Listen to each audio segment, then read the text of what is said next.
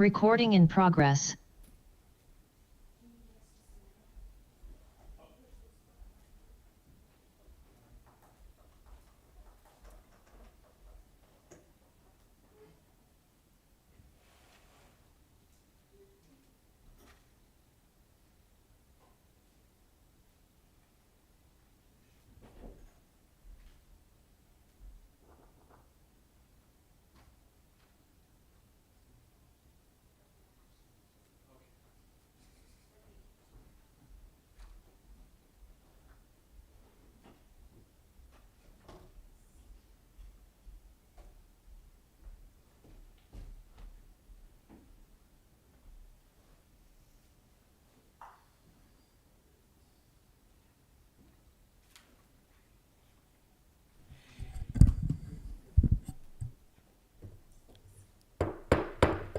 This time we'll call to order the meeting of October 17th, 2022. Before we move to closed session, City Clerk, do you have anything you'd like to say? City Clerk, I'm sorry, Attorney. That's okay. I was going to say, I'll handle it, Bonnie. I'm trying to read it all here. No, that's okay. Government Code Section 54956.95, liability claims, claimant, Mr. Gerzan, agency claimed against City of Hollister, and that's our one closed session item, Mayor and Council. Thank you. Is there a motion to move? So moved. Second. Motion is second. All in favor? Aye. Aye. Aye. Motion carries.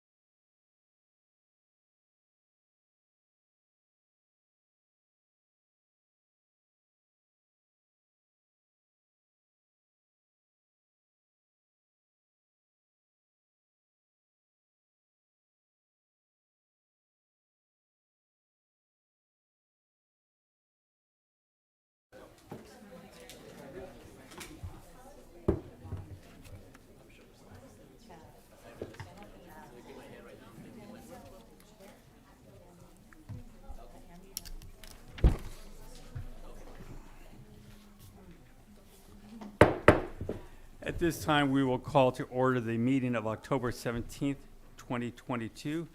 Councilmember Sendes, will you lead us in the Pledge of Allegiance? Ready, pledge. I pledge allegiance to the flag of the United States of America and to the republic for which it stands, one nation, under God, indivisible, with liberty and justice for all. Thank you. Roll call, please.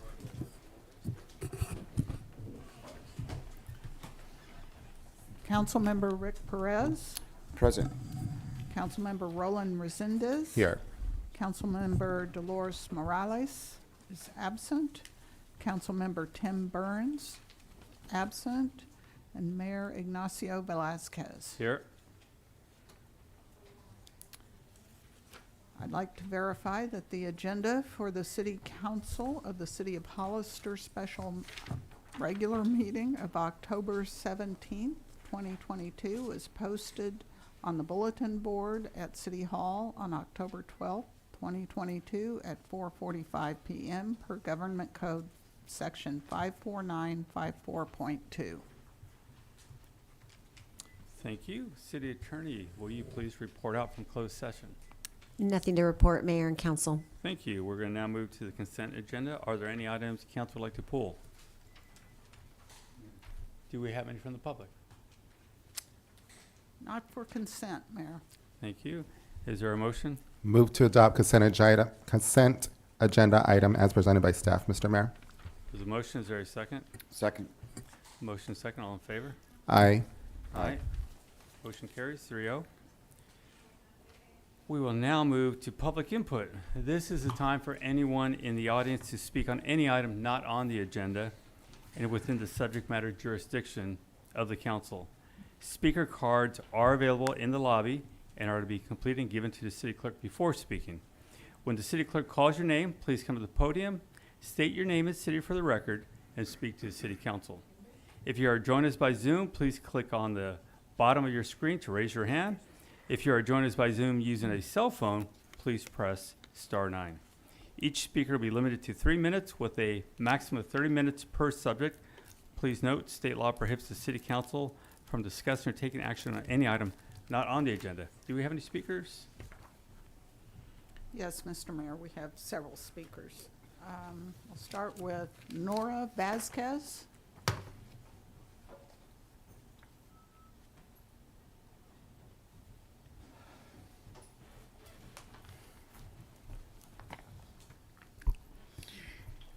Buenas noches, mi nombre es Nora Vázquez. Como padres y miembros de la comunidad de nuestro condado, solicitamos que los fondos de ARPA se utilicen para mejorar y ampliar los servicios del Centro de Impacto Juvenil en la agencia Youth Alliance en Hollister, California. Durante años, nuestros hijos han estado sin un lugar donde estar. Como padres, sabemos la importancia de tener adultos seguros y confiables en la vida de nuestros hijos. Youth Alliance ha sido ese lugar para los niños en los programas extracurriculares, pero no hay ningún lugar para que los adolescentes puedan ir y tener su propio lugar. Youth Alliance ha abierto sus puertas a nuestra juventud con una velada intencional que ofrece un jueves por la noche para pasar el rato con sus compañeros. Cada semana el número de jóvenes ha aumentado. Es algo emocionante de presenciar. El programa comienza antes de que se abran las puertas. La planificación y la instalación están a cargo de unos pocos adultos jóvenes que han sido los jóvenes locales que buscan un lugar para ir y reunirse con sus compañeros. Solamente está abierto una noche a la semana. El espacio no es suficientemente amplio y limita las actividades. Una noche a la semana no es suficiente, porque nuestros hijos no solo necesitan un lugar para divertirse, necesitan un lugar seguro donde ir, pedir apoyo con el trabajo escolar, escribir un resumen, acceso a Internet, encontrar trabajo, gestionar la inscripción a la universidad y otras referencias para ellos o sus familias. Esta es una inversión que se necesita con urgencia. Como padres de la Alianza de Padres, hemos asistido a muchas conferencias y llamados a la acción para abordar el desmantelamiento del camino a la prisión. Los jóvenes con tiempo libre, los jóvenes sin supervisión y los jóvenes con malas calificaciones tienen una mayor probabilidad de ser involucrados en el sistema judicial de justicia. Los resultados de la pandemia aún están dañando a nuestras comunidades, poniendo a las personas de bajos ingresos en mayor riesgo de enfrentar barreras que afectarán el éxito académico, la salud y la esperanza. Por favor, dele ese espacio juvenil un impulso hacia la curación y el éxito. Gracias. Just so we're Gracias. clear- Yeah, gracias. So there's an item on here tonight about the youth center. So in the speech, I heard it was referring back to a center for young people to go to. So if that's what you're going to comment on, we'll have that on item F1 if there's any other speakers that were speaking for that item. It's not the same center. It's a different center? Okay.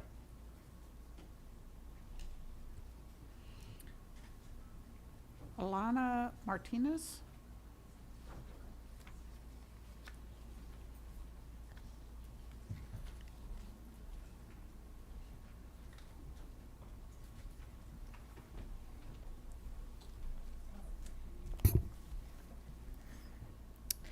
Hello, good afternoon. My name is Alana Martinez. I'm 20 years old and I'm a community college student and I've lived in Hollister my entire life.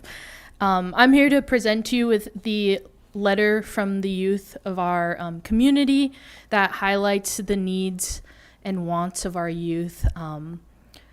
Essentially, we got 140 students to sign on to agree to say that they really do need this support from the Youth Alliance in specific through all of the programs that we have to offer to our community. And working with students ages 12 to 18 in the past year, the number one thing that they ask for is just more support and more resources, simply more places to be. Growing up in this town, I can really attest to the notion that there's not much to do as a young person. And we really just want that support because in order to fix, a lot of these issues that we talk about with our youth, it's really like, are we investing in them? Are we directly funding things that are going to support our youth in specific? And if the answer is no or sort of, we have to consider the unprecedented moment that we have right now post-pandemic, actually still in the pandemic, and the effects that this has had on our youth's mental health, as well as the generational trauma that has been built up in this community, that there has been a need for youth for so long. And as a young person, I think we can all say that we've been waiting to see what's going to happen. And we really just want to see more support, see the funds in action. Like, we need to see that. And until we do, we're not going to stop fighting for what we believe in, asking for what we want, showing you how much we need this. So I would appreciate it if y'all can take a look at this letter. And thank you for listening to us today. And hopefully we can continue to discuss all of these issues. Thank you. Thank you. Can I hand this to you? Renee Casas?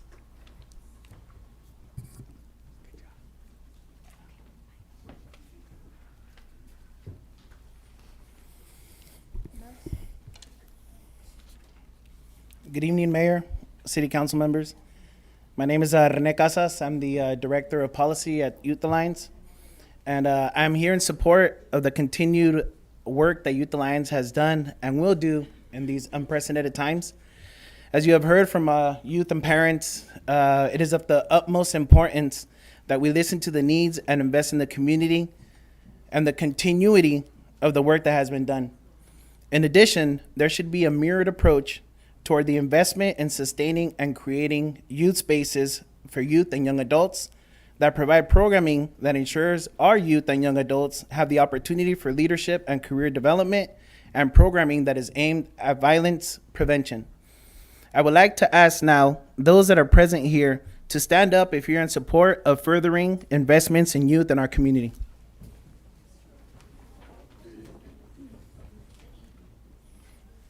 Thank you. I would like to see how your continued leadership can look at your current ARPA funds and allocate to the needs highlighted today, as well as the work done at Youth Alliance. In a recent youth surveys conducted by both Youth Alliance, Community Action Board Youth Council, and other youth councils, over 300 youth participants have indicated that they would like to see more supports in mental health, access to internet and Wi-Fi, a safe place to hang out with friends, and tutoring services provided here in Hollister. With the recent spike in violence, I would strongly urge that this council seek to invest in Youth Alliance's vision of expanding our Youth Impact Center to provide educational recovery, youth programming aimed at decreasing community violence, provide support for at-risk youth, and create spaces in which youth have access to internet and technology.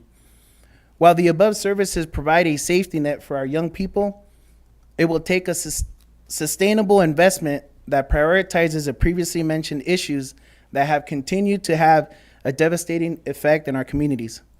We stand at this crucial and critical turning point that calls for your focus and your strong local leadership. Thank you for your time and all that you do to make Hollister a better place. Thank you. Thank you, sir. Diane Ortiz.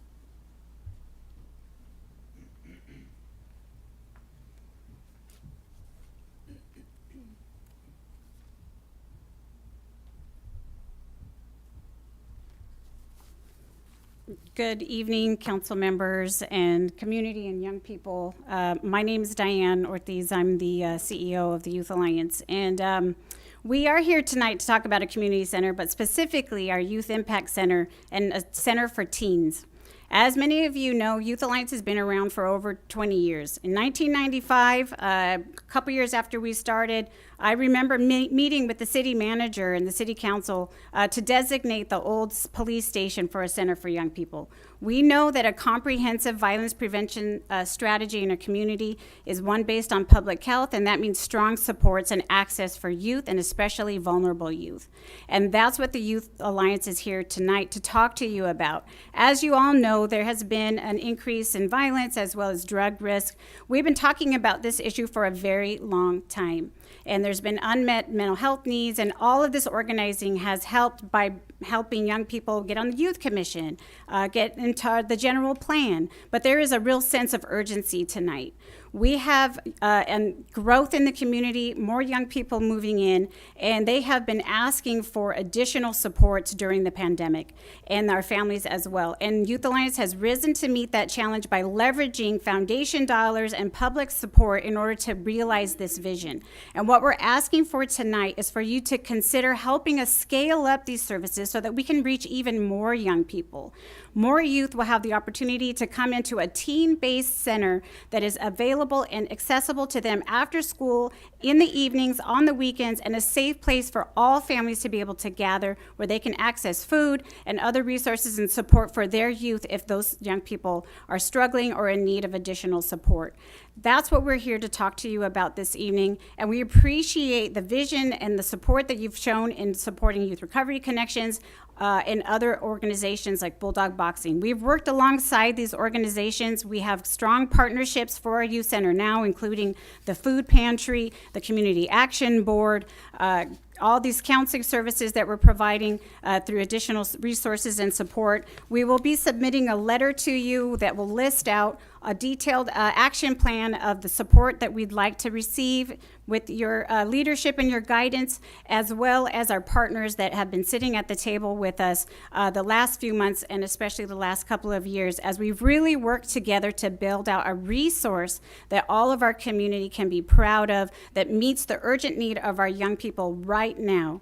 And you all know that Youth Alliance has a specific niche in working with underserved and vulnerable youth. Not only do we work alongside public health and law enforcement, we've been working alongside city recreation for numerous years. And we will continue to do that and to build coalition in order to make this vision possible. So we thank you for your support, and we do ask for your consideration with use of ARPA funding. Thank you. Thank you.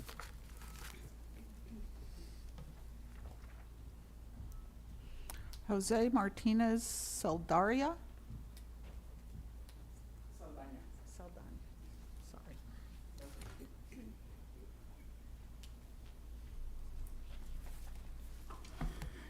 Good evening, Mr. Mayor, council members, and members of the public.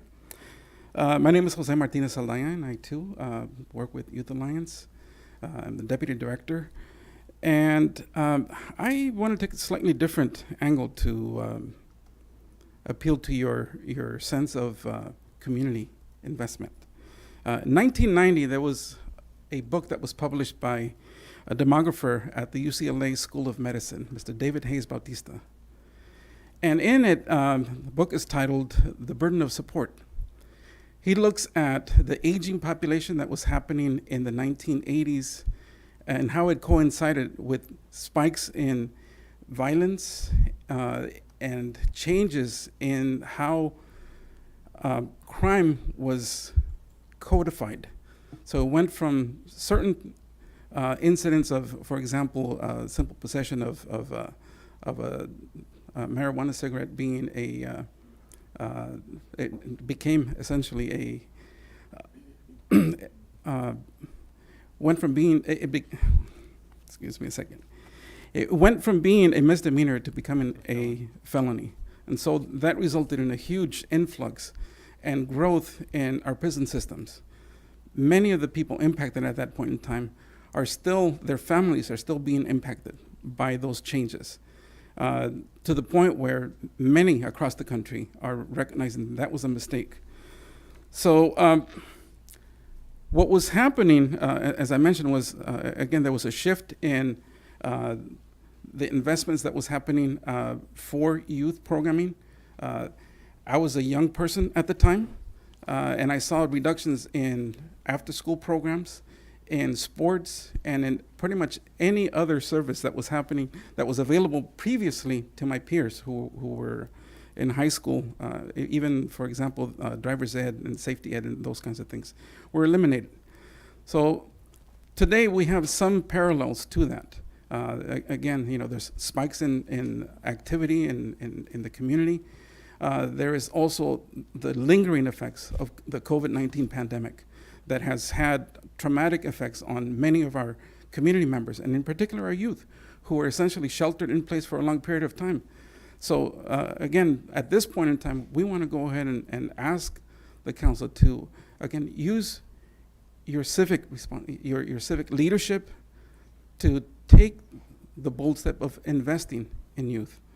Again, as the community has grown, there has been a greater pressure on the community and on the county to, again, respond by providing services or facilities for folks to go to. And again, there is really nothing within the city.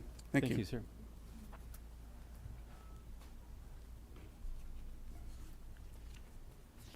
That was our last speaker for public comment.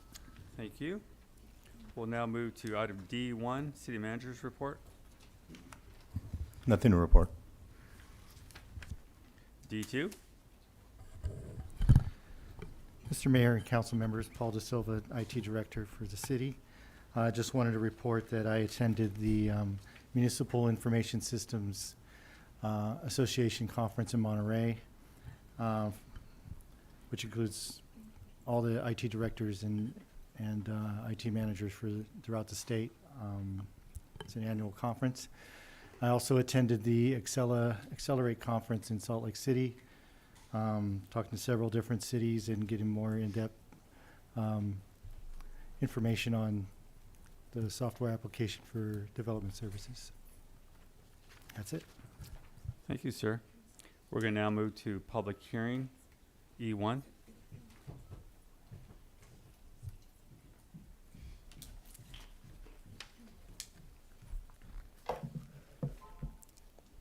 Good evening, Mr. Mayor, City Council. The purpose of this hearing is to review and approve the accomplishments that were produced from the city's 2017 CDBG grant with the state of California and to solicit citizen input regarding the outcome and accomplishments of the funding received under this contract. The city was awarded $2.6 million to carry out the following projects. A public facilities and improvement project, which was the River Park Trail. We were awarded $2,014,068. That project constructed the River Park Trail between Apricot Park and Bridge Road, and that trail has been completed and is operational. They also awarded us $195,000 for the Senior Services Hoviness Meals on Wheels. They were able to purchase a hot truck and provide additional staff to serve an additional 55 seniors that had been on a waiting list. We also received $270,000 for the Community Food Bank, and they were able to purchase a mobile food truck, which was allowed them to expand their services and reach unserved areas of Hollister. And then we also had $159,000 for general administration, which was utilized to pay for some city staff time and for the consultant for our grant administration. So staff is recommending that the City Council open the public hearing, hear testimony, and receive comments in regards to the accomplishments of the 2017 grant. However, at this time, staff asks that we do not close public hearing. Staff would like to continue the public hearing to the next meeting of November 7th and allow staff and the consultant time to finalize total expenditures and any disencumbrance that we might have and complete the final reports. Thank you. Any questions from council? This time we'll open public hearing. Do we have any speakers? No, Mr. Mayor, we do not. Okay, so is there a consensus to continue this to a date certain of November 7th. 7th? Yes. There's a consensus to continue. Yes. Okay, thank you. Mr. Mayor, if it'd be okay, could we have a formal motion for that continuance, please? Do we have on this item, would that be a formal motion or a consensus? It's not a problem doing a formal motion if the clerk is asking for it. All right, thank you. Is there a motion to continue to November 7th? Move to continue to November 7th. Second. The motion is second. All in favor? Aye. Aye, motion carries.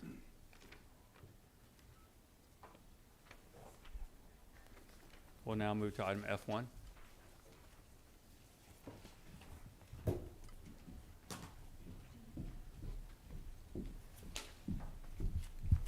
Hi, good evening, Mayor and City Councilmen. Thank you for your time listening to our request as a partner on the Community Center of San Benito County. I think I know I agree with everyone in the room about the need for facility, and I do believe that it's going to take more than one organization to bring that together. I ended up sitting in the Board of Supervisors meeting, City Council meeting a month ago, and realized all the partners that had existing funding in town. And so I looked at our strategic plan that we had talked to with the Resiliency Network, and I think you attended that, Mayor, and they said that they really prioritize the community center, a behavioral health and a community center. So I was in front of you last month, and we put in an application for a behavioral health center. This request here is to ask for your participation in a coalition of vested partners that are governmental partners so that we can look at the work that the city has done in the past with Park and Rec and look at those needs assessment. Also look at the needs assessment from the Community Action Board that voted to support the partnership last night, as well as the library. So First Five and the Family Impact Center also tracks the needs of family.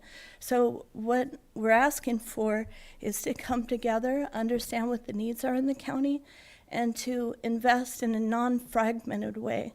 So I just went to a presentation with James Heckman. He's a Nobel Peace Prize laureate, so I'm not going to try to use his words. But in general, what he said is that there's typical data that you can look at to predict outcomes. One of them is the level of mother's education.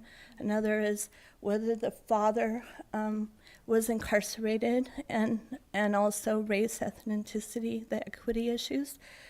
So what he said is they used to invest in pieces within the community. So they used to pick an age group and invest in it.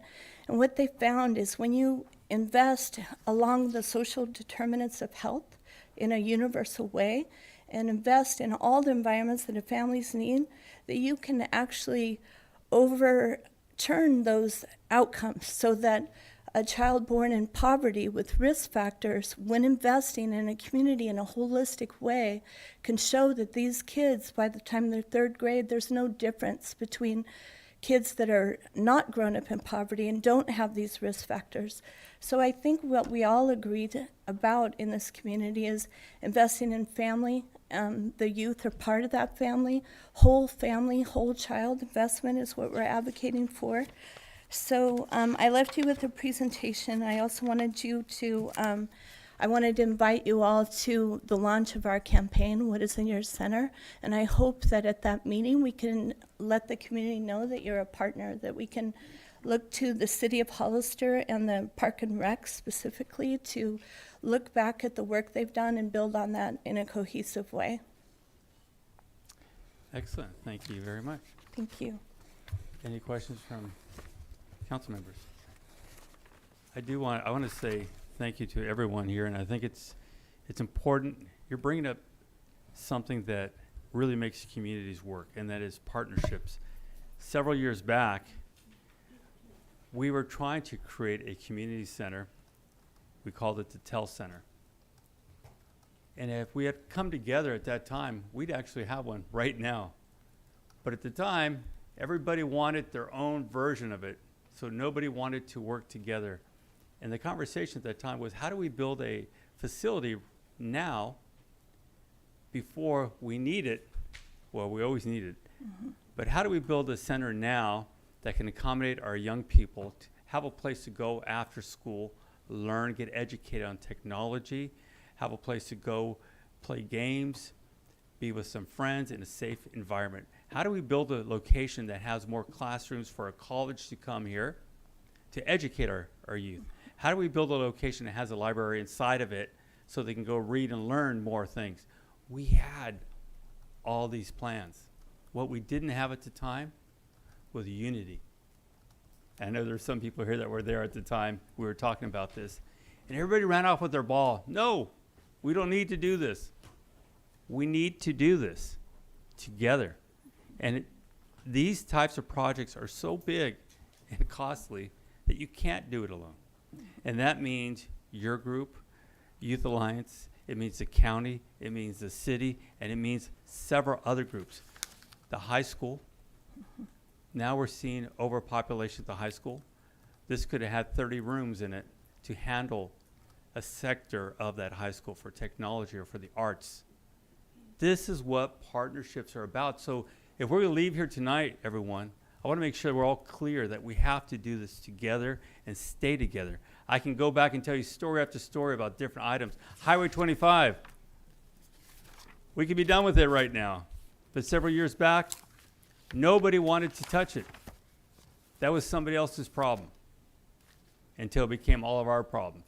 Highway 156, same exact thing. It took years and years and years of trying to convince the different groups that the partnerships were the answers to get these things done. Well, we're finally doing it, but let's face it, we're behind the 8 ball already.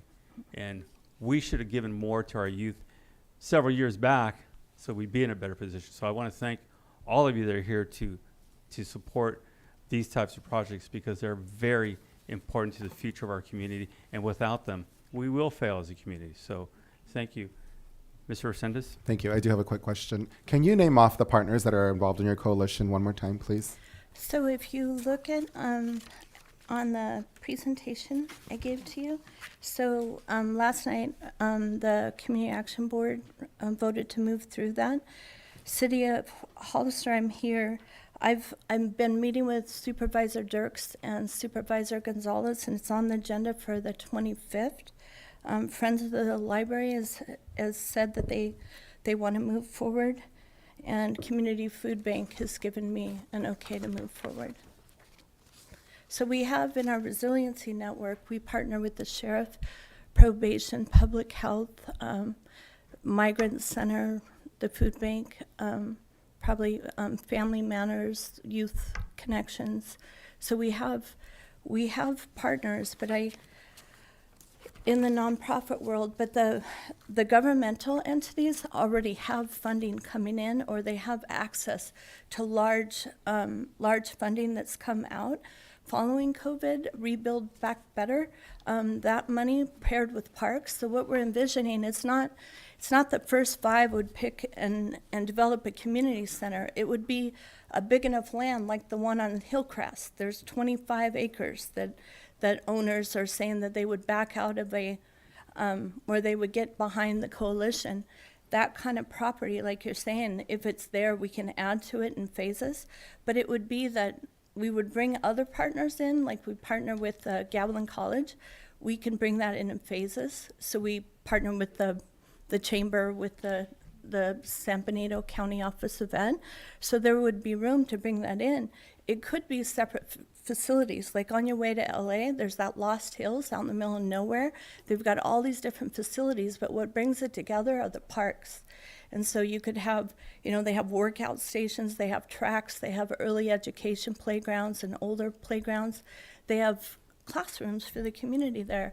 And so there's so much room. I look at the Kmart building, there's room for everyone in that building. 96,000 square feet. And so I think the property that we're looking at, but I want to wait and do this in step with the partners, is big enough for everyone. Thank you. Go ahead, sir. So can I ask, the monies that you're speaking to specifically related to COVID money, are those the ARPA funds as well? No, I don't mean it that way. I just mean it a result of there's stimulus coming out federally to build facilities. So the parks have access to that. There's precedent from congressional funding from the state that they're giving other First Fives in the East Bay. So Contra Costa, Solana, they build a First Five Center in step with Parks and Rec. So they're receiving congressional money. There's just money we've been lobbying for legislative funding, and we've got a good budget right now coming from the government that's allocating money for the things that we need as a community. Excellent. Thank you. Any questions? Do we have any speaker cards? Yes, we have quite a few now. Start with Alma Flores. I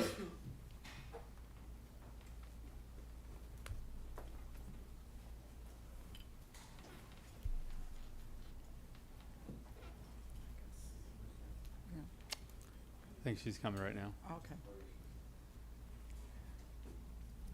See now. Spotlight's on you now. Oh, I could see myself. Okay, cool. Yes, you can. Good afternoon, Mayor and City Council members and community members. I just come here in support of my youth group, just trying to give a message out to you guys. I personally, there's been, I feel like I could speak for a lot of youth members from different areas. I myself have had mental issues, behavioral issues, these different things, and I'm very I reach out for those things to myself. I know that I have a wellness center, and I know that I have a the Youth Alliance Center, and I'm so grateful for those centers, because I feel like there's these smaller towns that don't have it, but I'm very grateful for those centers. But what I am asking for you guys to consider is to support any of our programs trying to ask for different resources, especially on mental health resources. I feel like nowadays there's more of discussion about it, but I definitely feel like we could do more. And then I bring here my sign that says, in my center there is free childcare. Because I know that there's many families out here, not necessarily poverty, but in low income, that would definitely benefit from those different resources. So yeah. Yeah. Thank Okay, you. cool. Bye, guys. Bye.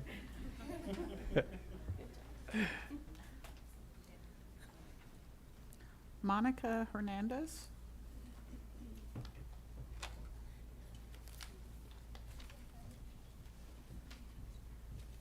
Hi again. Thank you for having us again. And yeah, I support the community center and First Five, and the Family Impact Center, because I think you guys hear a lot about what youth and the whole family needs, and that is real. We need something for our families, for the youth, for the whole family. And we don't have nothing here. We have new stores, a lot of houses, but what do we have for the community? There's anything else that they can go after school, as you said, Mayor Ignacio? We need something for our families, and I support the First Five initiative.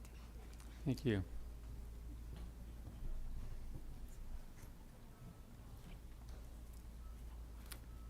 Okay, I'm not sure if this is a duplicate or if there's another sister maybe here, Marisa Hernandez, or is this a duplicate?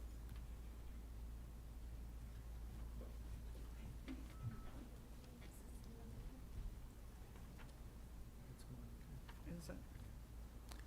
Okay, Well- I think that's probably a duplicate. Ruby Pulido Cruz.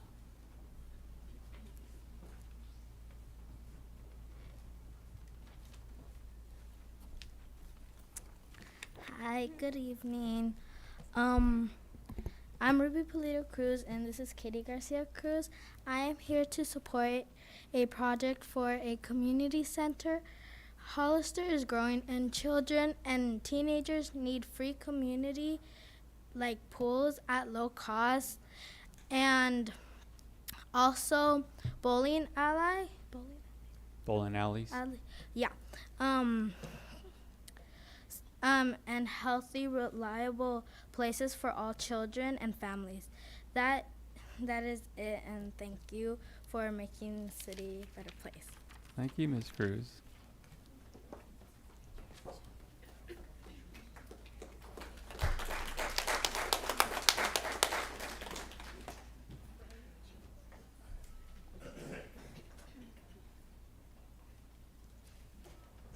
Adam Mendoza.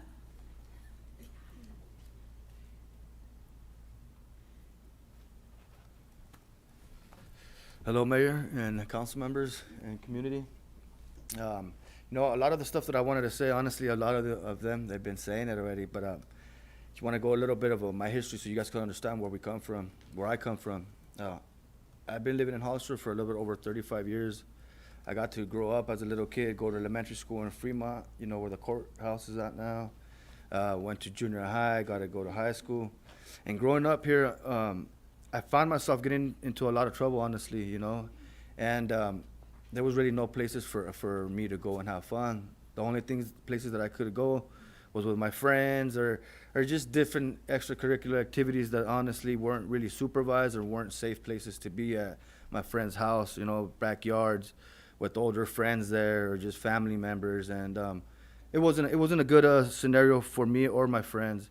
I believe that a community center, you know, would offer a free and a safe place for all of the youth to be able to go and just socialize and get around, involved with people that actually are trying to do something good in this community. I recently got involved with First Five. I actually started working with them, and it's been a pleasure to be a part of the youth group that we have formed together, you know, with our team and the youth of this community. We offer services every Thursday, you know, for 2 hours.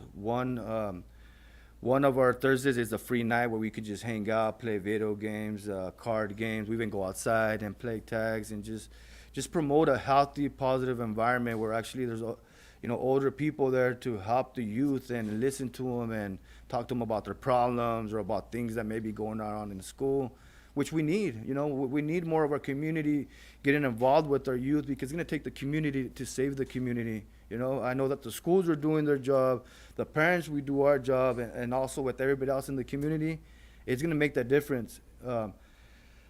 The kids that I serve, I know they're not personally my kids, but in reality, I feel like they are part of my family, like they are my kids. Sooner or later, their paths will cross with my grandkids. They will pass with my great-grandkids. And the little seeds that we leave in them right now that can help them in their future is going to help our community greatly. So I'm here just in support, and I already know that you guys are doing, really good efforts to help our community, and just to ask you guys to please help us with this community center that we're trying to bring to life to help our people. And I just thank you guys for listening to me, and thank everybody for being here and supporting what we're doing, because this is what's going to take. It's going to take all of us to raise up and stand together for something so important as our kids, our youth. They're all our kids, so just thank you guys for this time. Thank you, sir.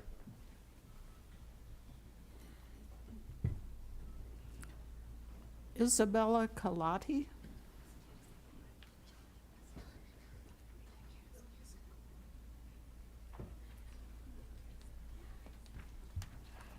Hi, my name is Bella, and I support the Force 5 because we kids, Youth Matter, we need a space where we can hang around and be in a place where we can feel happy and safe.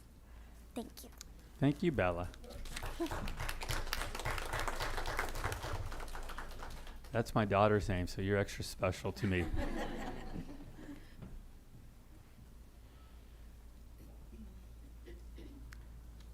Isabel Munoz.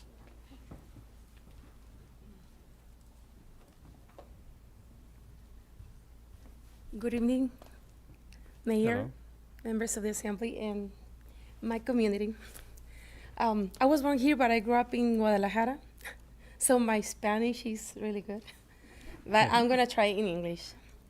I'm not really shy, but I commute today. I had to go to work to Fremont, so I didn't prepare my speech. But I hear everybody, and I think everybody, we all want the same. In 2009, Bella and I, we lost everything. So I didn't have a place to go. And my good friend, best friend, like a sister, she bought a house here in Hollister. So she told me about a lady that was renting a place. So we moved. And then I've been here in the U.S. like half of my life. No, more than half of my life. And I never feel a place because I was just working. So I never felt a place like a home. So Hollister's been my home. I am so grateful. Even I did accounting for 5 years, and I know about numbers. With the inflation, the numbers I just cannot make it. And I've been going to the parenting classes at the Family Impact Center, and I've been learning a lot. And my daughter, she's assisting to the youth leadership classes. And I can say it's been a huge impact in our lives. And I am a testimony. I thought I was doing my best, but the more I learned, the more I realized how responsible are we as a parents. We think as the system, the teachers, and the society, but it's us. It starts at home. So I am so proud to say I go to the Mondays and Tuesdays. It takes a lot of my time, but I think it's a big investment for myself, for my daughter, and we really want to be part of the community by doing something, not just by saying something. I went back to school. I was making a huge effort to pay swimming classes for my daughter and for myself because I have a trauma. I went to save my sister, so I had a huge trauma. She almost died.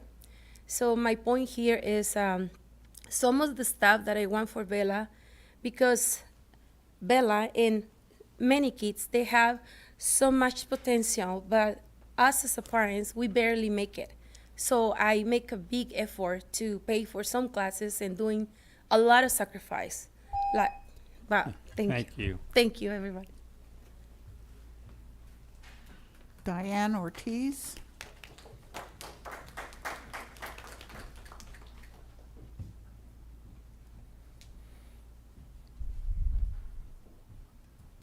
Good evening once again.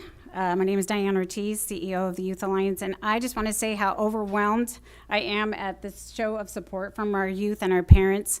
And just to clarify, we are absolutely in support of the community center and the resolution.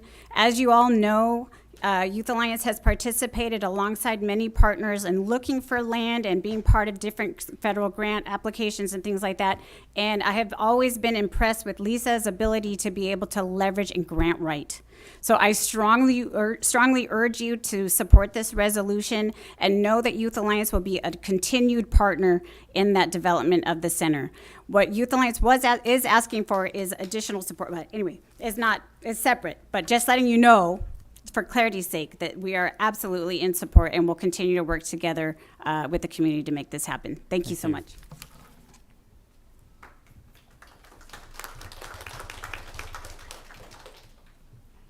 Rosalinda Sanchez.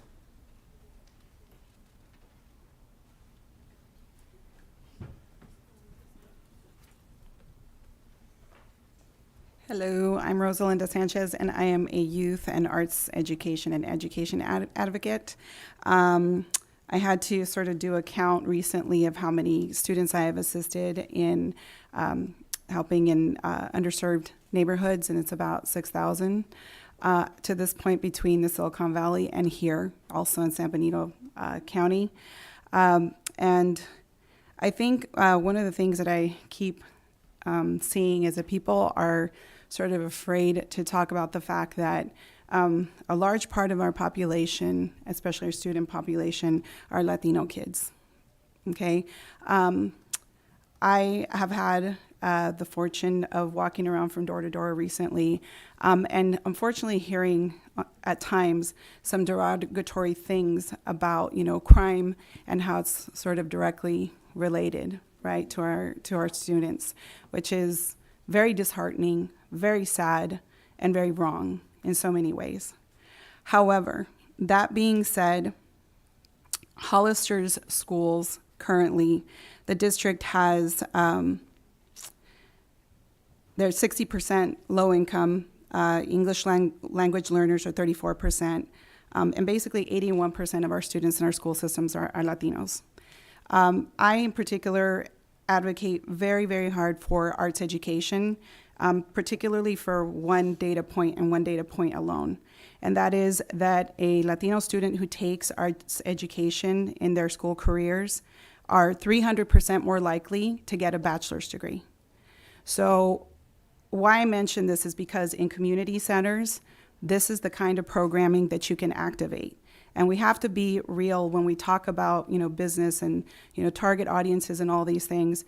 This particular situation, not a business, it's about people. But however, if we are finding that there is data that exists like that, and that our student population here in Hollister is the largest population of Latinx students, we can definitely make, that assumption that programming in arts education and of course other programming can be very, very helpful to all students, but particularly our Latino students, which is the largest population here. And so I think that, skirting around that fact doesn't help anyone. I think that I'm impressed to see the amount of people that are here tonight advocating for this community center that is absolutely not just needed. It's a conversation that seems to be ongoing about what do the kids do, and this is pretty obvious in my eyes. And then when we look at the data, it's that much more glaring. Thank you. Thank you.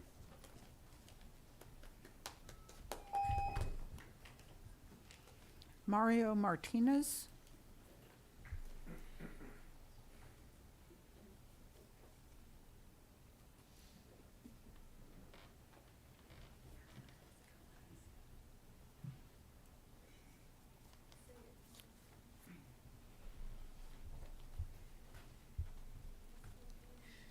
Good evening, everyone.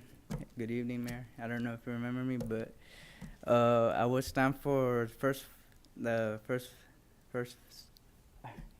five. I'm sorry, I barely been part of it, but I can stand with what they're saying and with wanting to build communities and other things for the youth. And I think it's a good idea with having to build like a pool or other things like a skate park, because I've been talking to these kids when they've been saying they wanted like other things like the skate park, for example. But I could also agree with Monica about how you guys, I mean, it's not a bad thing about building houses and other things like that, but I'd also think that it could be a good idea to build other things for the kids, because as for an example, myself, I'm a migrant kid myself. I grew up with the migrant parents, and it's been difficult for me myself growing up, because there's times where my parents will be busy, and there's times where I haven't had things to do but stay home. But it's I think it's the best idea for many other kids, because I feel like other kids also have the same problem as I do or have other problems as well. But I feel like having like a skate park, a pool where it's free for other kids, because there's parents where they don't have enough money and other things to support and families in needs. But I made up posters talking about helping needs, and I feel like it's important because helping one another is a big thing for our community, and I think it's also very like thoughtful as well, because I feel like I've done things where it's not much, but I've helped kids where it's like I talk to them where they could do what they want instead of having what they need, but trusting in themselves is what I feel like is a good thing. But sorry, I'm kind of nervous and it's kind of a little hot, but what I'm saying is it's a good idea, and I hope you guys could listen to everyone and their thoughts and what they have to say. And yeah, that's everything. But thank you for listening. Thank you for everyone for stopping by. Thank you, Mr. Martinez. I'm very proud of you for coming up.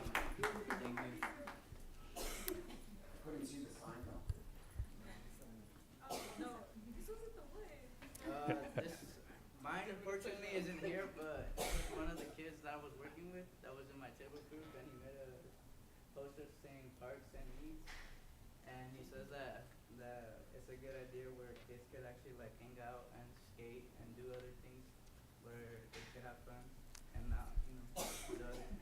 Thank you, sir. Thank you. Isabella Hernandez.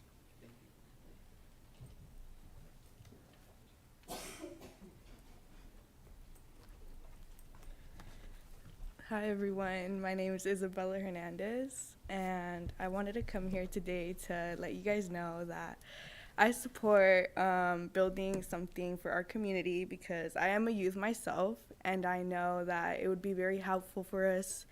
And yeah, thank you. Thank you, Isabella. Another one of my favorites. That was my last speaker. That was your last speaker? Oh, darn it. Mr. Resendez? Thank you, Mr. Mayor. So first off, I just want to say thank you to everybody that came out here tonight, especially the youth. We love to see you guys, and we love to talk to you guys. Someday we're not going to be here, and you guys are going to be the ones that are in charge of our future. So I am so happy to see each and every one of you here. Please feel free to reach out at any time in any capacity that you can. Okay, it especially warms my heart to see some of my past students standing at this podium. You guys did a great job, or even sitting in the audience. You make me very proud. So I'm very happy to see you. To the parents, thank you for coming out here tonight as well and being supportive of your students or your child. I like what this gentleman said. They are our children. They are all our children. Whether we're working or we're a parent, not everybody has that support system at home. So we do take in and we do consider them all of our children. So I really appreciate that you said that. To the staff, I've that is sitting in the audience, I've had conversations with you, a lot of you guys here. You know where I'm at when it comes to these topics. You know where my heart's at when it comes to these topics. And you know that I've lived what some of the people have spoken about, have lived in the audience. I was just having a conversation with my co-teacher this morning. 10 years ago today was the Loma Prieta earthquake. No, 30 something. Sorry. I'm aging myself. Way longer. The point is, the anniversary of the Loma Prieta earthquake was today. Back in 1989, Mr. Roland Resendez was at the Hank Lopez Community Center when that earthquake happened. I grew up in the 80s on the east side of San Jose. I lived 2 houses away from the Hillview Park, and I spent a number of my days at the Hank Lopez Community Center. And you're right.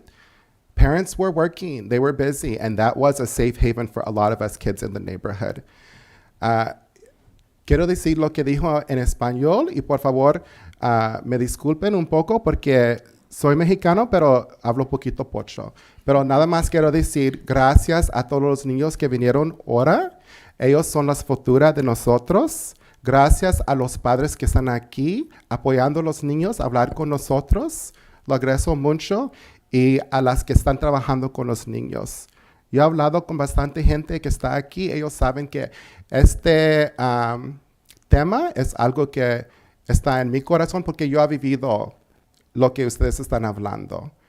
Hace unos años, cuando pasó la terremoto, la Loma Prieta terremoto, yo estuve en la Hank Lopez Community Center en Eastside San Jose durante ese tiempo. Yo casi me creé en un centro. Entonces, los quiero decir que sí apoyamos a ustedes y estamos aquí para soportar a ustedes y sus hijos y por favor, hablan con nosotros cualquier tiempo, cualquier manera que quieran. I just want to finish off by saying everything that was spoken about is true, and we know that, and that's why we're all here, right? We need to work together to break the cycle. The stats tell you if you have an ACEs score, what's going to happen. I heard a mother talk about the preschool to prison pipeline. It is very real. The education achievement gap. We know the facts, and we all have to work together to create sustainable models so that we can bridge those gaps and we can support our children and our future. So that's what I would like to see. I would really love to see, Lisa, the Youth Alliance be on your coalition. And it sounds like you've got the support. So that's a great starting point right there. And I'm looking forward to continuing conversations. We can't do this alone without your help. We can't do it without the kids. We can't do it without the parents and the community. So thank you all for coming out here tonight and supporting your kids and your community. And I look forward to partnering with you guys in any way that we can. Thank you.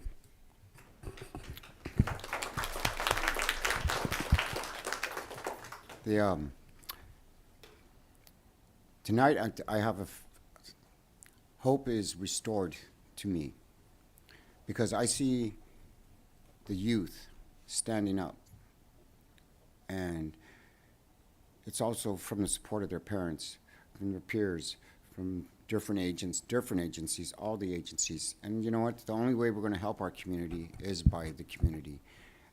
And by seeing the parents and the children or the young adults and the city, and you know, it's going to take everybody. And you know what? If we don't start with the first step, we'll never finish. So thank you guys for coming out. I totally support anything we can do to help to secure our future. That's what it's really about. It's securing our future. Thank you to all you young adults, you young children. You guys really warm my heart, and I just want to thank you. You make it what we all go through, at least up in here. You make it worth it, and I thank you. Thank you. So I just want to go back and the conversation again about the partnerships. As I said, this conversation happened several years back. But as I said, everybody wanted to run off with their own idea and not help each other. And here we are today suffering the consequences of that. It's very difficult to look to the future and understand the plans start now to plan for that future. If you don't, you never get there. You never get to success because you're always battling the same issues, the same problems. We can do it right now. This is the time, finally, unfortunate as it is, that we all recognize the need. Maybe times were too good 4 or 5 years ago when everybody felt there was no need to do any of these things. We're just perfectly fine. We see it. We see it. And we need to take care of our community first. You know, for too long, we've been chasing pots of gold all over the place instead of taking our community first and making sure we're taking care of our kids and our residents. There are good things happening. Mr. Martinez, we do have the pool at the high school now for public use, and we're going to be working through them with our rec center to make sure that local youth can use that. And if they need some help with funding, we'll make sure that the skate park is out there too. There's other programs that are now with the city, and we're having a better partnership with the schools. So we want to keep that up, and that's why I keep going back to the point of the partnerships. The high school now has too many students. Now's the time to talk. Raise your voices, because you can shape what's going to happen here. We can just let it go and be whatever, or we can shape it as a community focal point right now. That's a lot of money out there. And there is a lot of money right now for communities to take advantage of. But we got to stick together. We need to stop chasing these things. They're just other people trying to make money from us. Take care of our community first. And from what I'm seeing here, I'm excited again, because I was really disheartened when that project we were talking about was just taken away because certain groups didn't like it, because it wasn't all for them. So we're going to change that, and I want to thank every one of you, all the parents. You're a big part of this, and all the young people, all the Isabellas in here. Especially want to thank all of them. You guys are what make this community great, and I'm very excited and proud of all of you for being here, so thank you all. With that, is there a motion? There's a motion. Is there a second? Second. Motion second. All in favor? Aye. Aye. Aye. Motion carries. Thank you all.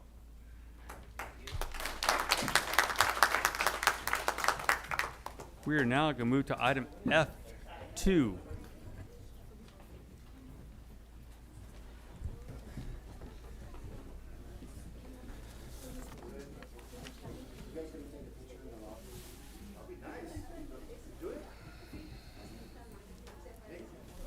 What's that? What are we trying to do? All right, we'll take a 5-minute break.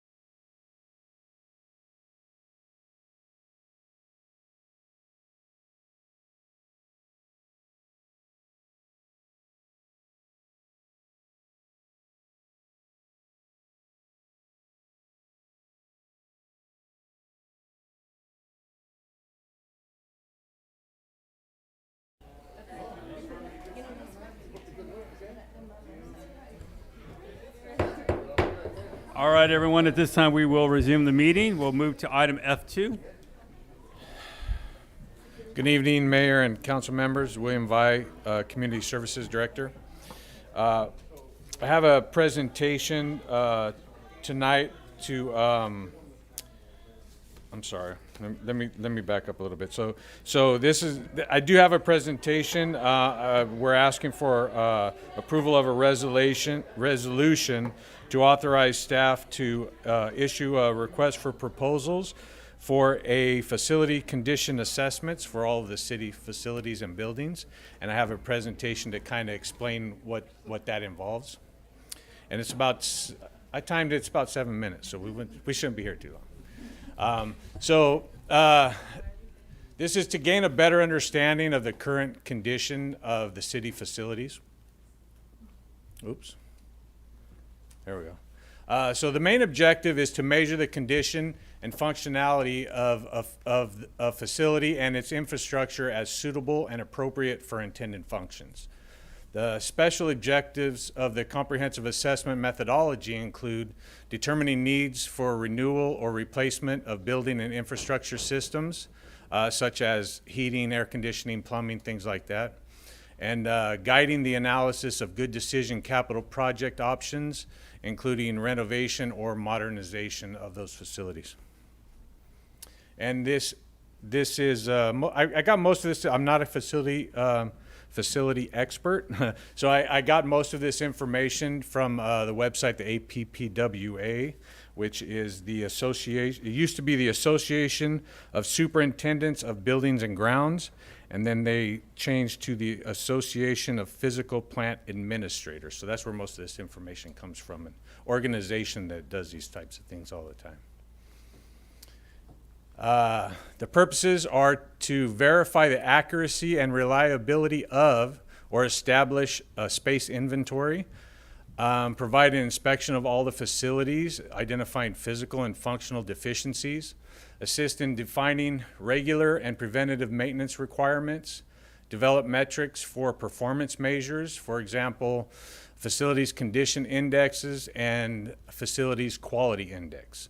Define capital renewal and replacement projects to reduce deferred maintenance backlog, to eliminate conditions that are either potentially damaging to the property or present safety hazards, identify energy conservation and sustainability measures, inventory accessibility and disabled persons requirements, the ADA standards, and to develop cost estimates and schedules to correct deficiencies and for capital renewal or replacement and renovation of modernization projects.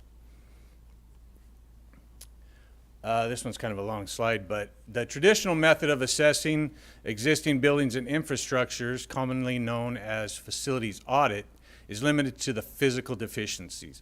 What this plans on doing is not just figuring out the condition of the facility itself, and it's the entire facility, not just the building. It's the grounds, it's the signs, it's the access to the building, everything, parking lot. But it also tries to determine if we're using the space efficiently, if we need more space, if we're using it to its maximum potential. So that's the step beyond just figuring out the condition of the building. So the intended users for this are administrators, city council, obviously. It provides information to the governing board concerned with the condition of buildings and infrastructure and the formulation of long-term capital project planning and adequacy of annual maintenance funding.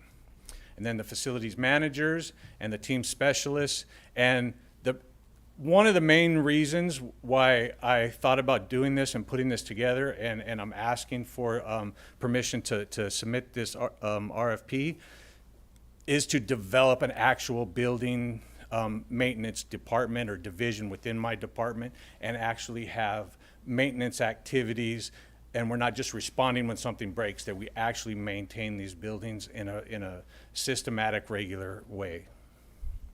So to find out what the conditions they're in, and then also use that to build the maintenance program. So phase one would be designing the assessments, determining the assessment scope, Selecting an assessment team, which would be a consultant that we would hire from this RFP, and plan the inspections. Phase 2 would be collecting the data, preparing the inspection forms, developing the functionality criteria, conduct field inspections, hold interviews for functional deficiencies. Basically, we go to the workspaces where people work and ask them how the building works for them and what they would like to see to make it more functional, because the people that work there have the most experience with that building. And then we prepare a findings and conclusion report. And then phase 3 would be to summarize the results of those inspections, evaluate the inspections, prepare summary reports, compile the data, and plan future assessments. Phase 4 would be to present the findings to the council, prepare and present the final report, design the presentation, gain support, and put the assessment to work. So these are the different parts that would be assessed. There's the substructure, the foundations in the basement, the shell, which is the outside of the building, the roof, the walls, the interiors, the services, the plumbing, the HVAC, fire protection, electrical, equipment and furnishings, and then any special construction, and just selective building demolition, but we're probably not going to be demolishing too many buildings.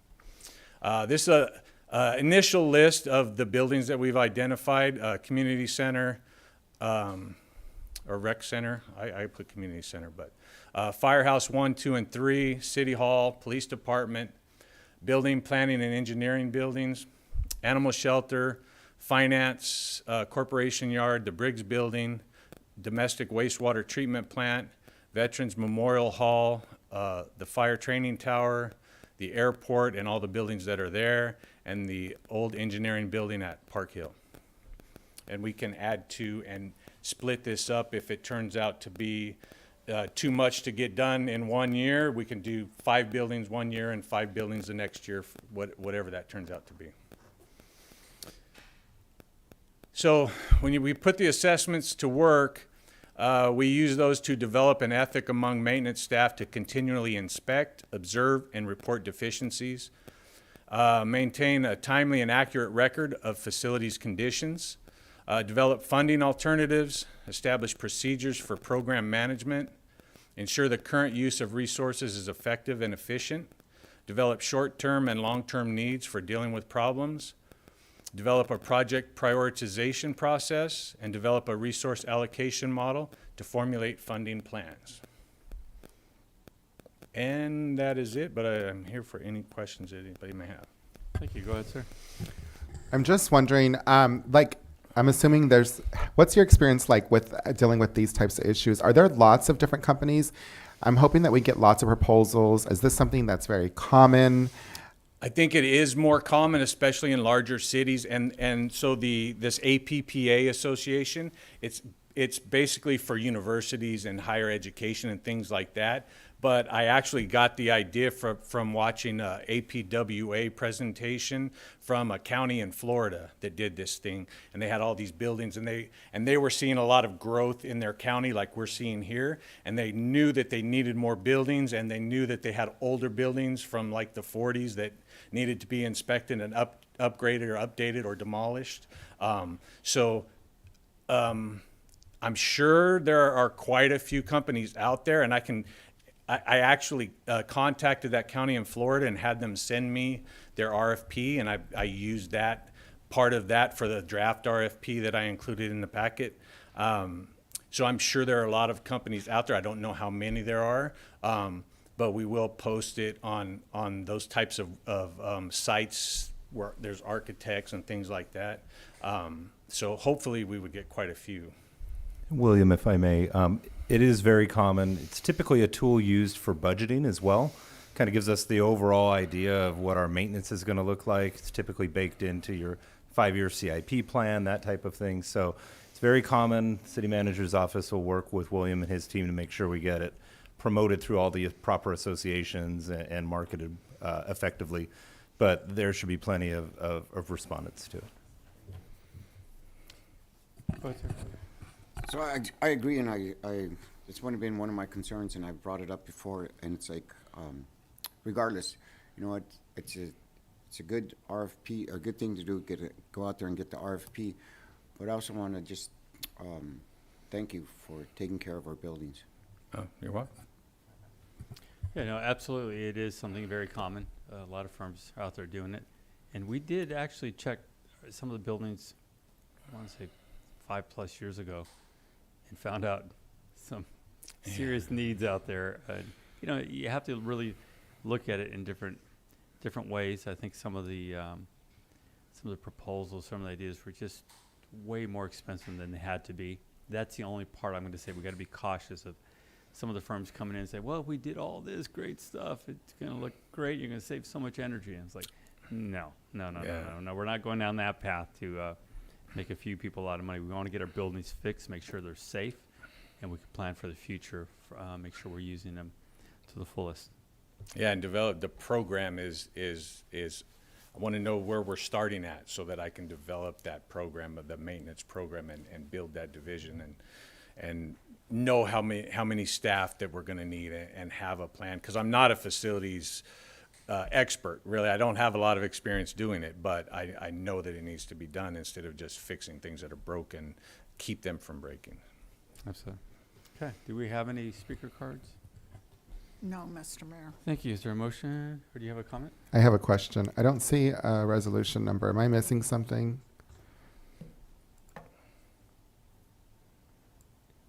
Oh, is there no resolution number?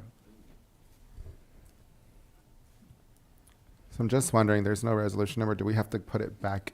Do we have to continue this item or just? No, the city clerk can assign a resolution Okay. number just next in order. Okay. Okay. So then my motion would be to adopt the resolution number 2022-183. Is that correct, City Clerk? All right. Okay, there's a motion. Is there a second? Second. All in favor? Aye. All right, motion carries. Thank you. Thank you very much. We'll now move to item G1, reports from city council members regarding their committees. Councilmember Resendez. I have nothing to report, Mr. Mayor. Thank you. Councilmember. I do have an update from LAFCO, and I think it's very important. We had here at the city a presentation from Sunny Slope Water trying to work out a deal to get sewer access to different areas of the county.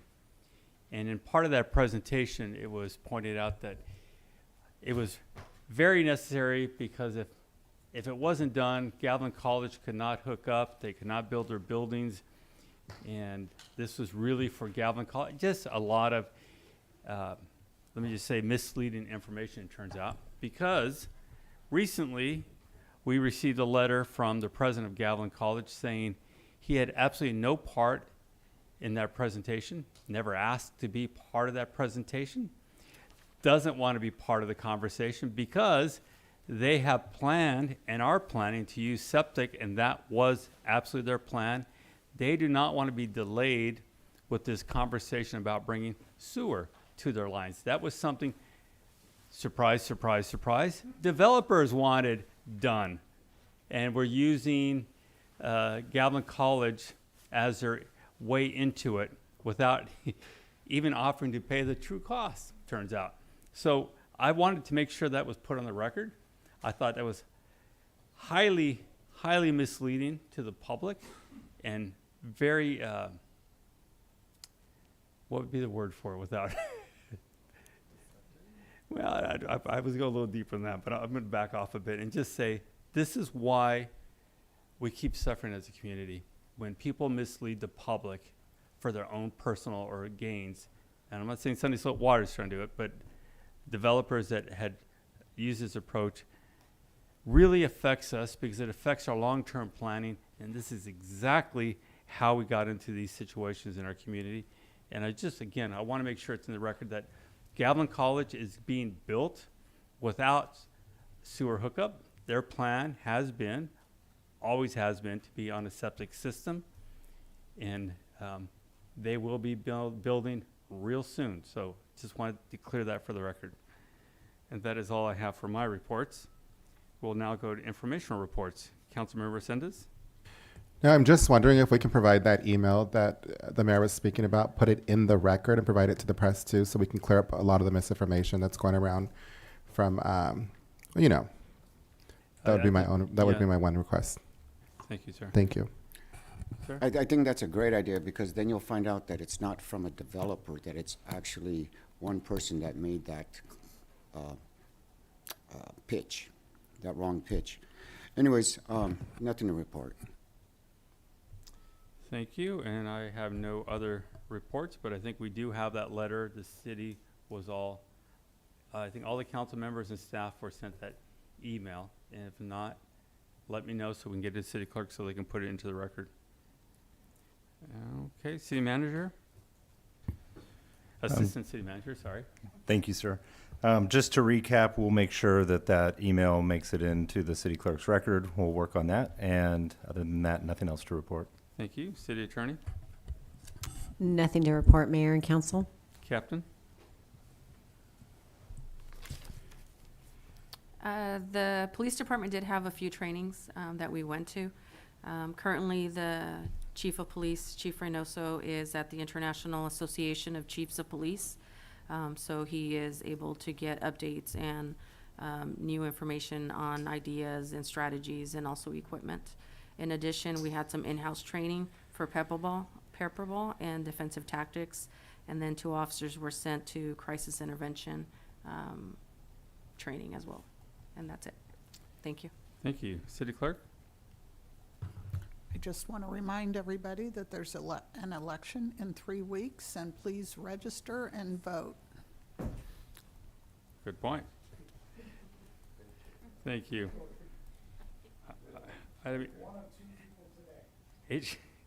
H1, update city council projects. We'll move on to I, J, and K. Is there a motion to adjourn? So moved. Second. Motion second, all in favor? Aye. Motion carries. Thank you, everyone.